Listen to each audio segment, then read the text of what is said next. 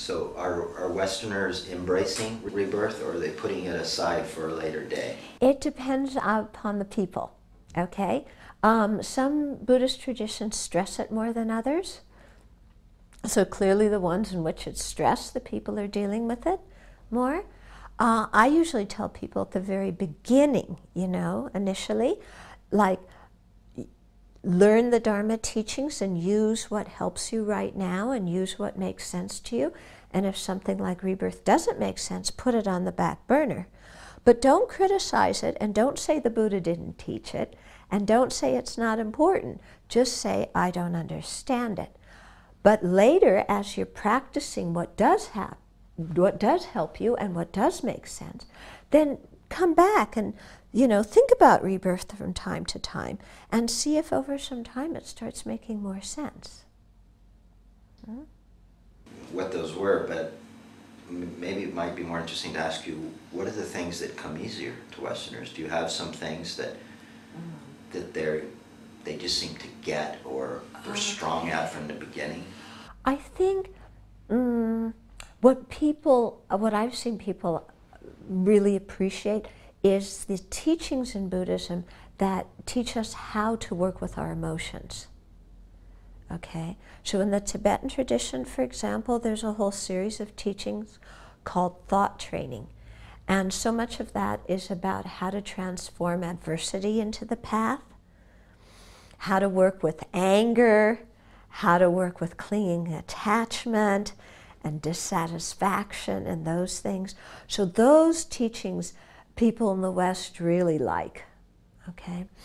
I think the mindfulness practice is also something very helpful for people because it gets them in touch with their own experience, because people are usually so busy running around that they don't know who they are. They're out of touch with their experience. So I think mindfulness is very helpful in that way. And then after that, you find people really have different dispositions and aptitudes. Like some people, they love the ritual in Buddhism. Other people don't like ritual. Or some people like this ritual, but they don't like that ritual. But it's interesting, the ritual they like, they don't consider ritual. But the ritual they don't like, they consider, I don't like this ritual, too much ritual. You know, so we're very funny. Because if we look in our lives are full of ritual, aren't they? We get up in the morning and we have our own little morning ritual, what we do every day. Yeah? So, and our lives are just one ritual, you know, going to work is a ritual. Yeah? Another thing I think that people have really appreciated is the emphasis on checking what your motivation is. In other words, what is my intention for doing what I'm doing? Not how do I look in front of others and are they going to approve of me and will I have a good reputation? Because we know how to make ourselves look good and do all the fluff. We know that. We're very good at that. But what we really need to do is look inside here and what really is my motivation for doing what I'm doing? And what really is the purpose and meaning of my life? You know? And when they do that, you know, self-help, you know, if you go to the bookstore, there are endless self-help books. Yeah. And that's a whole other thing. But are we using Buddhism like that, or are we using it as it is, do you think? Well, Buddhism can be used both ways. Some people use it as self-help. And I think that's fine and it's beneficial. But I also think that's limited because that helps people psychologically, okay? But we have to move beyond the psychology and the thing of making this life a little bit better and really adapt the broader Buddhist worldview. And I think that's incredibly important in order to be a long-term serious practitioner who calls themselves a Buddhist.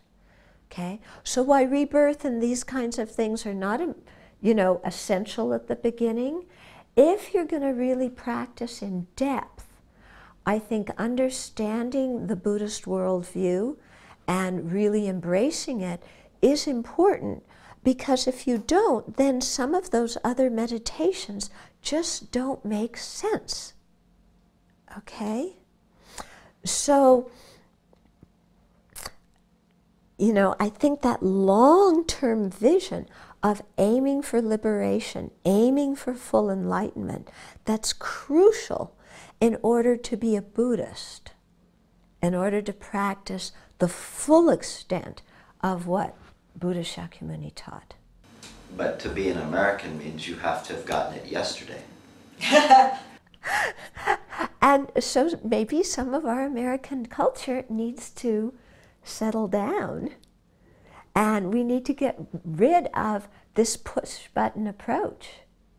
You know, somebody asked His Holiness the Dalai Lama a few years ago, you know, how can I get enlightened as quickly as possible? And His Holiness just stopped, and his eyes filled with tears.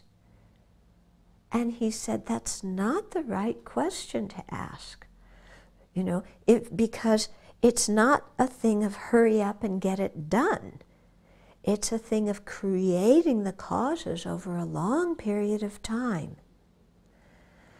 And so I think that is one of the biggest hindrances we Westerners have for practice, is we want everything immediately. Yeah. But when you think that our mind has been full of ignorance, anger, and attachment and selfishness since beginningless time, to think that we're going to change all these habits in a week or a month or a few years and make them totally non-existent, that's too high of expectation. You know, of course, if we practice, those habits will change gradually, but to really uproot them so that they never occur again, that's going to take a lot of time and really, very prolonged mental training.